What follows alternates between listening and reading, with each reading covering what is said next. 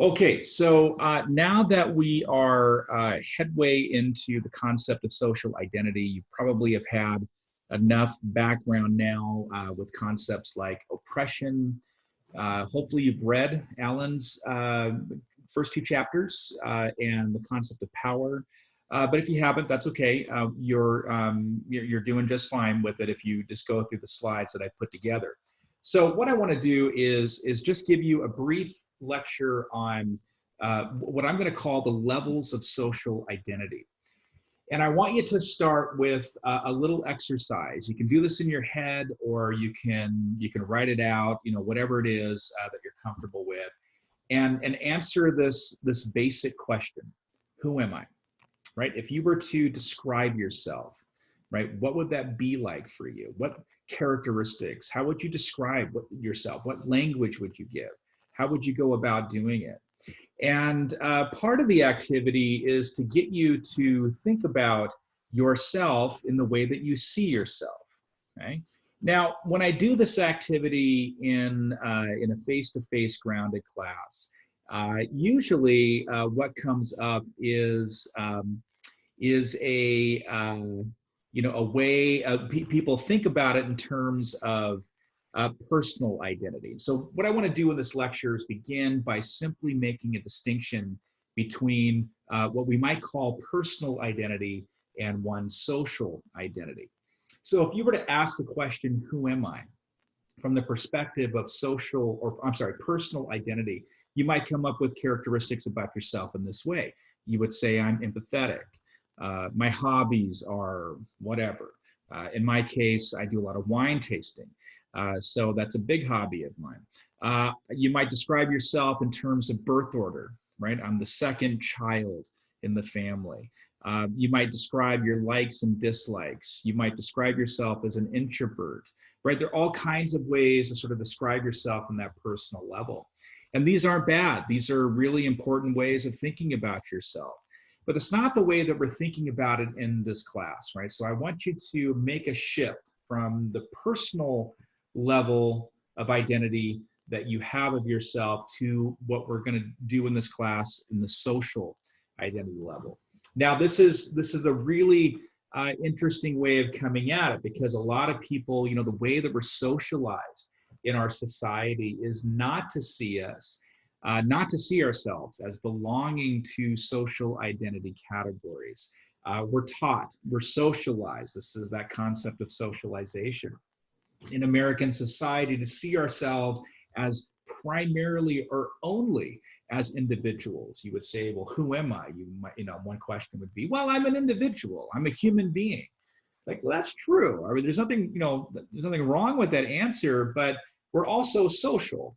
We exist in social systems. We speak languages. We are inheritors of values, right? Our parents teach us things. If you did the section on socialization, you should have gotten a sense by now that the way that sociologists view the world, and certainly those of us in philosophy, I'm trained as a philosopher, the way that we do social and political philosophy or ethics is to think of ourselves as very much tied to others.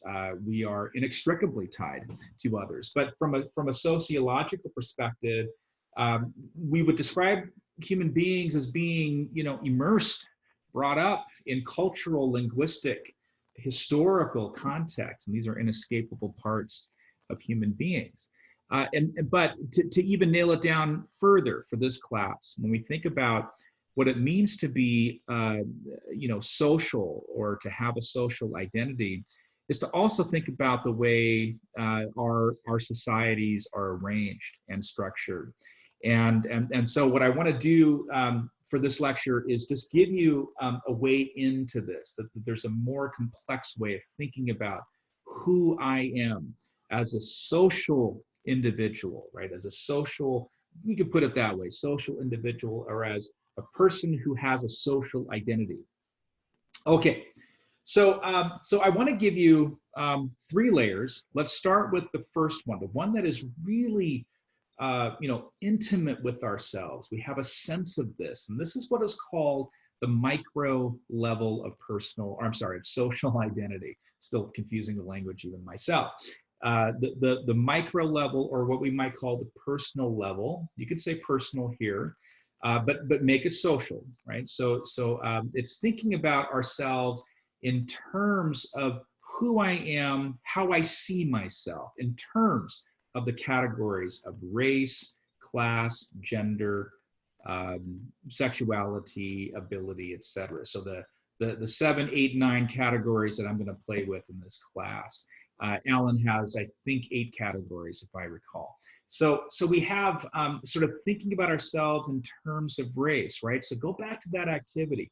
If I were to ask the question, who am I? Okay, and I said something like, I'm a father, I'm a professional, and I'm Catholic. Okay, Catholic is very personal, right?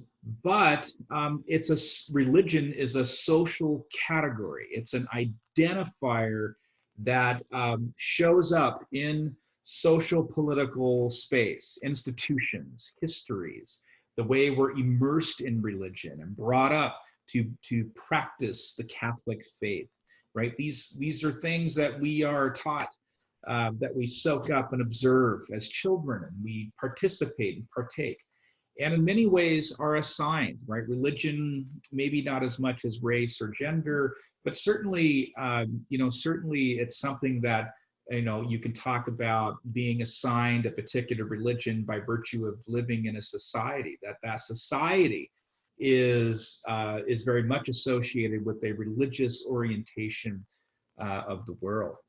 So on the personal level, we're going to call it the micro level. Okay, so that this is the micro level. And if I were to say, well, I see myself this way, I have conscious choice, I have agency on this level.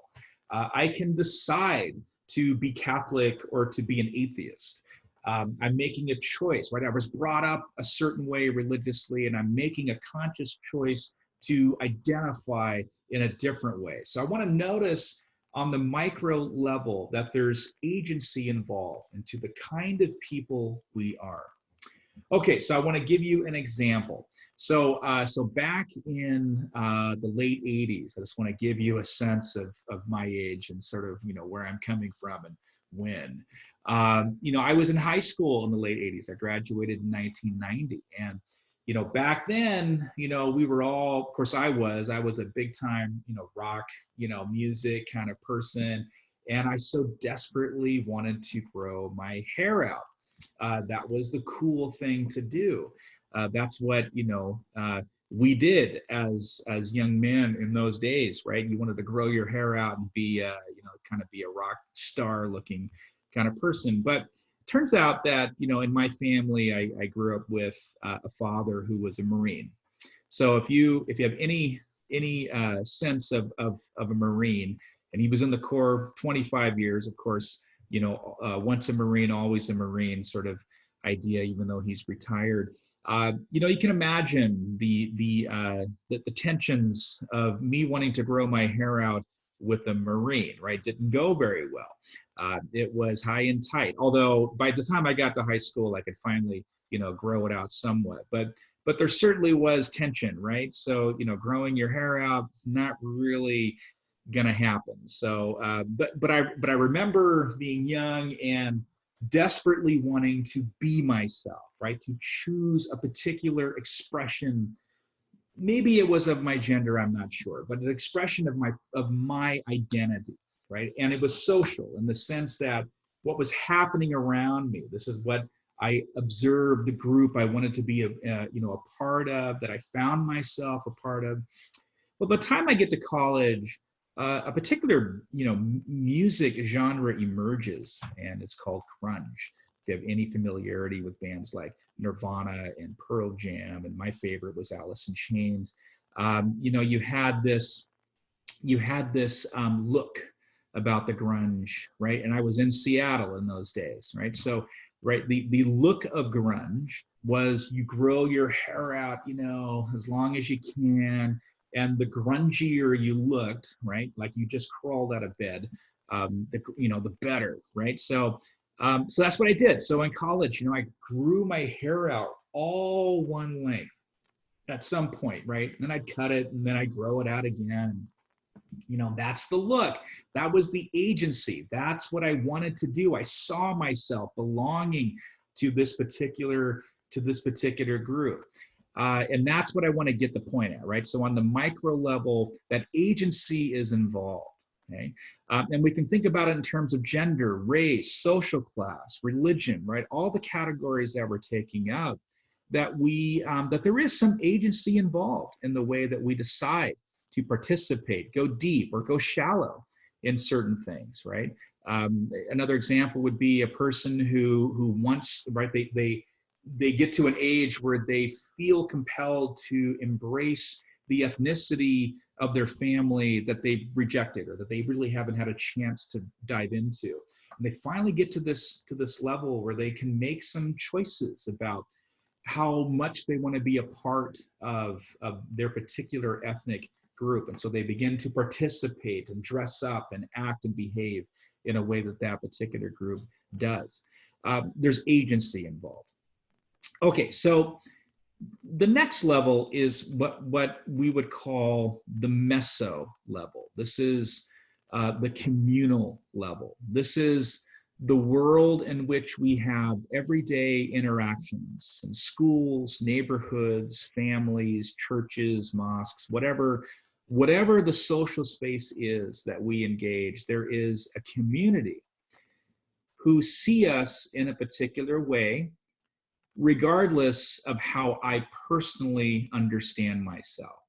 So what I want to do on the second level is emphasize the point that what's happening in the community, when I step out and engage in social space, no matter how I personally see myself or that I engage in particular identifications or groups, the world in which I'm doing that is perceiving me outside of my control.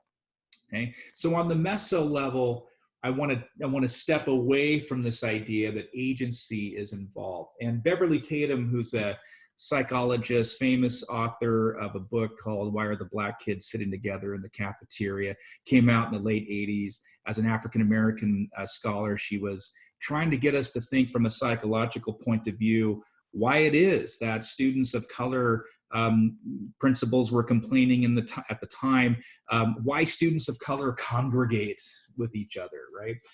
Why do they select and find their own community? And Tatum describes from a psychological point of view why that is, what's going on there. Well, finding identity, associating with your group, embracing people who are similarly situated, right? Finding peace with that affiliation, right? Not tension, or trying to find ways to avoid the tension. She had all kinds of ways of describing it. And she has a great way of describing identity on this level. She doesn't call it the meso level, but this is what I would describe it as. She asks the question, who am I? The answer depends on how others define me. How does the community define me? Who do others say I am? That's where identity lies for Tatum. Okay, so let me give you an example. So my partner in life is what we might call ethnically ambiguous, and that's a term that pops up in the scholarship every once in a while.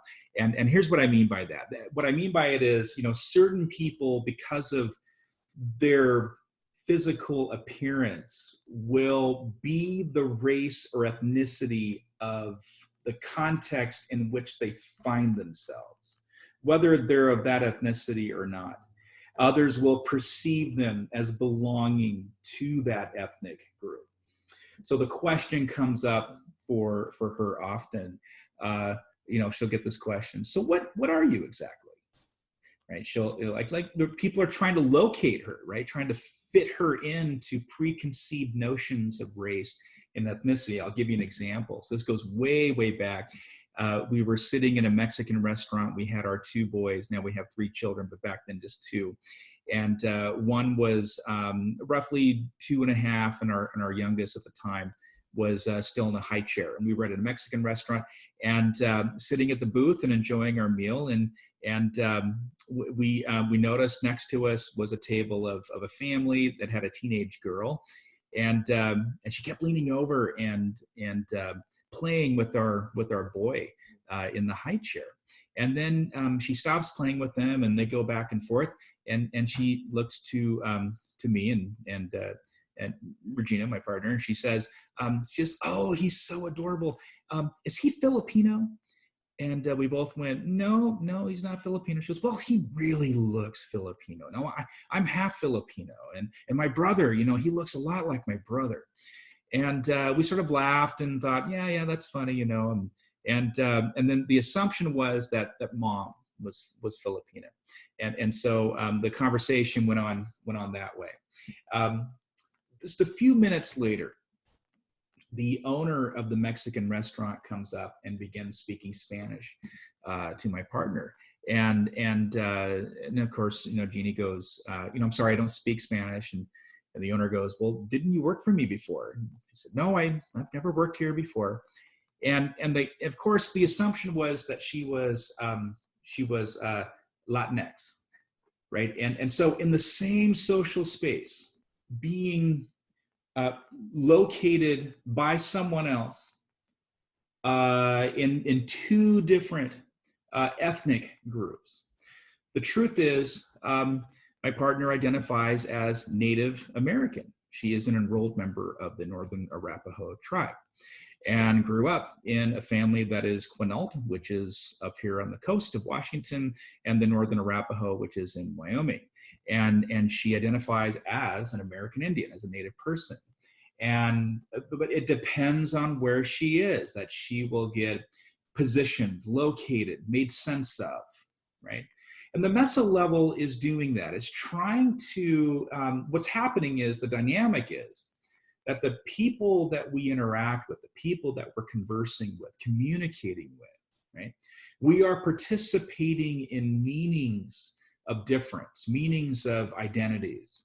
And we are assigning people in our discourse. And sometimes we do it explicitly, right? We might say, what are you exactly? I'm not quite sure what you are.